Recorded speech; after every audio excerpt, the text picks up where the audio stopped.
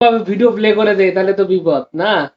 এটাতে দেখতেছেন এটা হচ্ছে আপনার লক্ষ্মীপুরে জামায়াতে ইসলামীর বিশাল বড় র্যালি।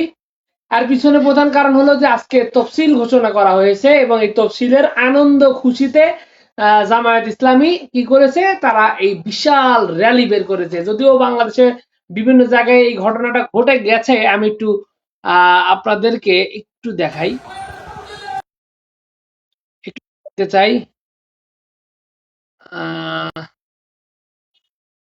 আচ্ছা, তো চলতেছে এরকমই আসলে সারা বাংলাদেশে জামায়াত ইসলামীর বিশাল বিশাল সব র্যালি চলতেছে, এমনি অনেক খুশি। তো খুশির মধ্যে খুশি হলো একটা খুশি, সেটা হলো আমি আপনাদের সামনে এখানে কিন্তু রেখে দিছি।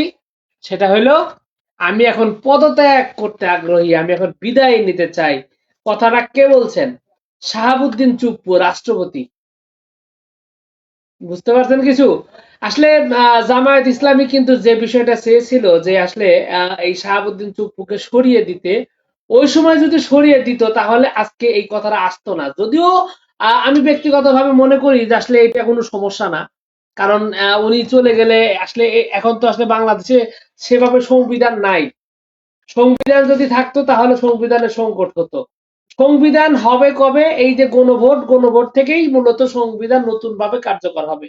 সুতরাং এই সময় শাহাবুদ্দিন চুপ্পু উনি রাষ্ট্রপতি হিসাবে থাকলেও যা, না থাকলেও তাই, আমি যা আছে তাই মনে করি। এর আগে ওই যে এনসিপি বলে দিছিল যে আহ জুলাই যে ইটা আছে, জুলাই সনদে শাহাবুদ্দিন চুপ্পুর থাকা যাবে না, কি বলে এটাকে, সই থাকা যাবে না, সই থাকতে হবে ডক্টর ইউনুসের। কারণ ডক্টর ইউনুস উনি মূলত বিপ্লবী সরকারের বা এই যে যে সরকার, গণ অভ্যুত্থান পরবর্তী সরকার, সেই সরকারের প্রধান। তো বিষয়টা হলো এখানেই যে আসলে মূলত এতে কি আসলে নির্বাচন কি বানচাল হবে? জামায়াত ইসলামী যে ধরনের এই যে বিশাল বিশাল মিছিল গুলা করতেছে এবং এই খুশির চোটে এই যে এই কাজগুলা করতেছে, এতে কি জামায়াত ইসলামী বেশ খানিকটা বিপদে পড়ে যাবে? এটা নিয়ে মূলত আজকের এই যে টপিক, এই টপিকই মূলত আজকে কথা বলতে চাচ্ছি। তো মেইন বিষয়টা হলো যে আসলে এটা নিয়ে আসলে চিন্তার কোনো সুযোগ নাই, কারণ ইতিমধ্যে তফসিল ঘোষণা হয়ে গেছে। বাংলাদেশের রাজনৈতিক দলগুলো বিভিন্ন ধরনের কথা বললেও তারা কিন্তু নির্বাচনের ব্যাপারে একমত এবং তারা নির্বাচন করতে চায়, নির্বাচন করবে, নির্বাচন হবে, এটা নিয়ে কোনো কথা নাই। নির্বাচনের ব্যাপারে কোনো আপত্তি নাই বা কেউ দ্বিমত পোষণ করে নাই। তো যার কারণে আসলে আগামী 12ই ফেব্রুয়ারি 2026 সালে আয়োজন হতে যাচ্ছে ভোট এবং সবকিছু মিলে যে শিডিউল, যেটা তফসিল, সেটা কিন্তু ঘোষণা হয়ে গেছে। তার কারণ হলো যে মনোনয়নপত্র জমার শেষ দিন হবে 29শে ডিসেম্বর এবং মনোনয়নপত্র বাছাই চলবে হলো আপনার 4ই ডিসেম্বর। এবং প্রার্থী তা যে আপিলের সময়, মানে এই যে প্রার্থীতা নতুন করে ই করা, মানে যে সোজা কথা তো বুঝেনি, ভেঙে বলার দরকার নেই।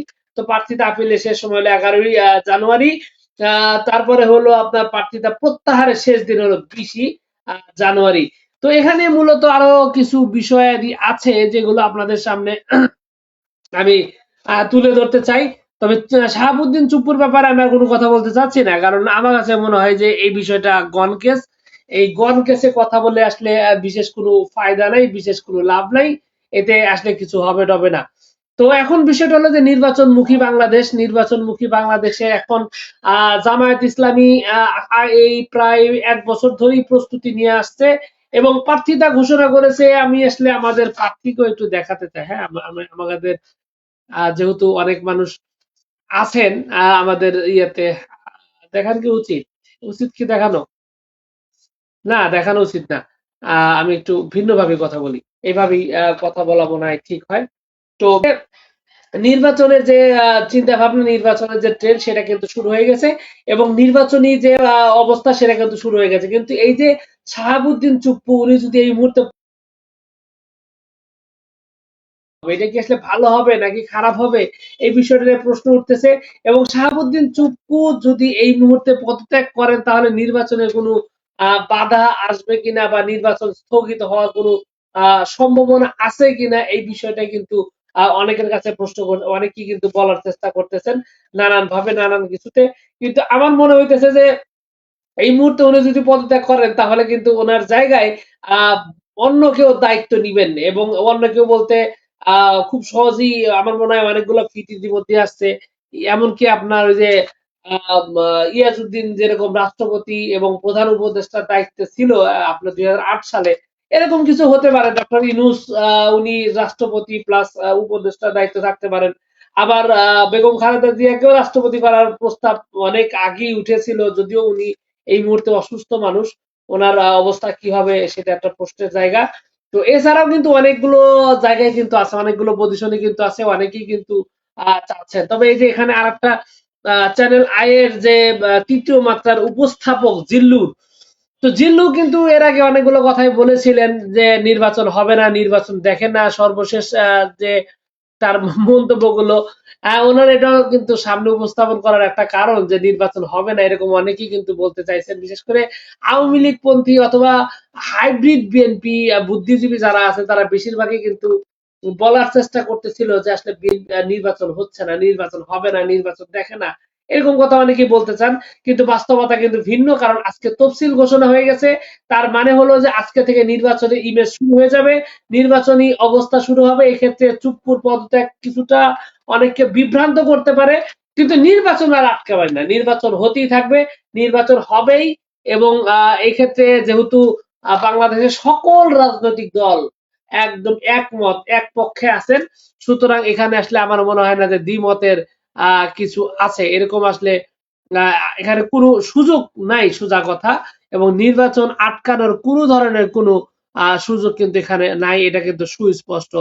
তো সবকিছু মিলিয়ে আসলে সর্বশেষ যে কথাটা আমি বলতে চাই সেটা হলো যে আগামী সংসদ নির্বাচন, এই যে তফসিল হলো, তফসিল এখানে যদি আপনি একটু সুবিধা অসুবিধার বিষয়ে যদি একটু চিন্তা ভাবনা করেন, তাহলে কিন্তু এখানে আরো ভিন্ন কিছু বিষয় আসবে। কারণ এই মুহূর্তে নির্বাচনের যে এই যে আহ, আপনার অংশীদারমূলক যে ব্যবস্থা আছে সে জায়গায় কিন্তু আহ, আপনার বিএনপি বেশ খানিকটা পিছিয়ে গেছে। কারণ তাদের শরিক দল কিন্তু আসলে এবার প্রতীক নিতে পারবে না, এটাও কিন্তু একটা ঘটনা ঘটে গেছে। তো যার কারণে আসলে শরিক দল যারা ধরেন বিএনপির শরিক যারা হবে, ধরেন আন্দালিব রহমান পার্থ যদি বিএনপির হয়ে নির্বাচন করে, যদিও এলাকায় ঝাড়ু মিছিল অনেক কিছু হয়ে যাচ্ছে, তো বাস্তবতা হলো যে নির্বাচন তো করবে, জোট ছাড়া তার হবে না। তো জোট যেহেতু দিবে, এবং ওখানে কিন্তু আন্দালিব রহমান পার্থ চাইলেই ধানের শীষ প্রতীকে নির্বাচন করতে পারবে না। আবার ওই যে আপনার এবি পার্টির ফুয়াদ, উনিও কিন্তু চাইলে ধানের শীষ প্রতীকে নির্বাচন করতে পারবে না। এগুলো নিয়ে মোটামুটি আপনার বলা চলে যে বিএনপি একটু বিপদের মধ্যে পড়বে।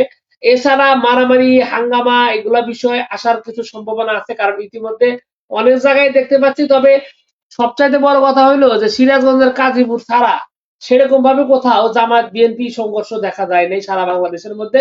শুধুমাত্র সিরাজগঞ্জ কাজীপুর যে আছে, যে আপনার সিরাজগঞ্জ 1 আসন, সেখানে জামায়াতের প্রার্থীর উপর হামলা করেছিল বিএনপির প্রার্থীরা, বিএনপির প্রার্থী নেতা কর্মীরা, সেটা ছাড়া সারা বাংলাদেশে কিন্তু দেখা যায়নি। তবে ডবল সেঞ্চুরি করে ফেলেছে বিএনপি, কারণ তারা নিজ দলের নেতা কর্মীরা নিজেদেরই হত্যা করেছে, এরকম কিন্তু আমরা দেখেছি। এবং এই মুহূর্তে 200+ কিন্তু হত্যার সংখ্যা হয়ে গেছে গতকালকে এবং আজকেও। একজন মানে ছাত্র দলের দ্বারা ওই যে আপনার তেজগাঁও যেটা আছে, তেজগাঁওয়ের এই সেই কলেজে, সেখানে একজন ছাত্র দলের 2 গ্রুপের সংঘর্ষে একজন নিহত হয়েছেন। তো সেটা নিয়ে আন্দোলন চলতেছে ঢাকায়, এছাড়া চট্টগ্রামেও একজন মারা গেছেন। তো এইগুলো আসলে সংঘর্ষ আগামী সংসদ নির্বাচনে বিএনপি বিএনপি করতেছে, কিন্তু বিএনপি বাদে বিএনপি জামাত বা বিএনপি অন্য কোনো দলের এটা হওয়ার সম্ভাবনা কতটুকু, সেটা একটা বিষয় আছে। কিন্তু সত্যিকার অর্থে এবার কিন্তু জামায়াত ইসলামী যথেষ্ট রকমের শক্তিশালী, এবং এবার কিন্তু জামায়াত ইসলামের পজিশন আগের মতো নাই যে আসলে যে কোনো ভাবে একটু ই করে দিলাম তাই হয়ে গেল, এরকম এরকম কিন্তু আসলে এই মুহূর্তে মনে করার কোনো কারণ নাই। কারণ জামায়াত ইসলামী যথেষ্ট শক্তিশালী। তাছাড়া জামায়াত ইসলামী প্রত্যেকটা কেন্দ্র ভিত্তিক কমিটি গঠন করেছে, যেখানে প্রায় 200 জন প্লাস যে আপনার এরা স্বেচ্ছাসেবী, এবং নির্বাচন কেন্দ্র যাতে রক্ষা হয় সেই কমিটি গঠন করেছে। তো যার কারণে আসলে ফাইট মোটামুটি ভালো হতেই পারে। কিন্তু বাস্তবতা হলো এইটাই যে জামায়াত ইসলামী এবার যেমন মাঠে এগিয়ে আছে, তেমনি শক্তি প্রদর্শনেও এগিয়ে আছে, তেমনি প্রশাসনিক ভাবে এগিয়ে আছে, এমনকি জনসমর্থন ভোটের মধ্যেও এগিয়ে আছে। সুতরাং ফাইটটা খুব ভালো রকম হতে যাচ্ছে, এটা আসলে নিশ্চিত। কারণ বিএনপি এবং জামায়াতের যে এই যে দোলাচল, এটা কিন্তু সারা দেশব্যাপী ভালো রকমের একটা আনন্দ ঘন পরিবেশ কিন্তু চলছে। তো যাও, সর্বশেষ এটাই বলতে চাচ্ছি যে শাহাবুদ্দিন চুপ্পু যদি পদত্যাগ করতে চায় সে করতেই পারে, কোনো সমস্যা নেই। কিন্তু বাস্তবতা হলো যে নির্বাচন হচ্ছে, নির্বাচন হবে এবং তফসিল ঘোষণা যেহেতু হয়েছে এবং ডক্টর ইউনূস যে কথা দিয়েছেন সেই কথা কিন্তু তিনি ইতিমধ্যে রেখেছেন এবং রাখবেন। তো যাই হোক, সবকিছু মিলিয়ে এইটুকুই ছিল আজকের কথা। আপনাদের সকলকে ধন্যবাদ জানিয়ে এখানেই শেষ করছি। আপনাদের সকলকে অনেক অনেক ধন্যবাদ। আসসালামু আলাইকুম ওয়া রাহমাতুল্লাহ।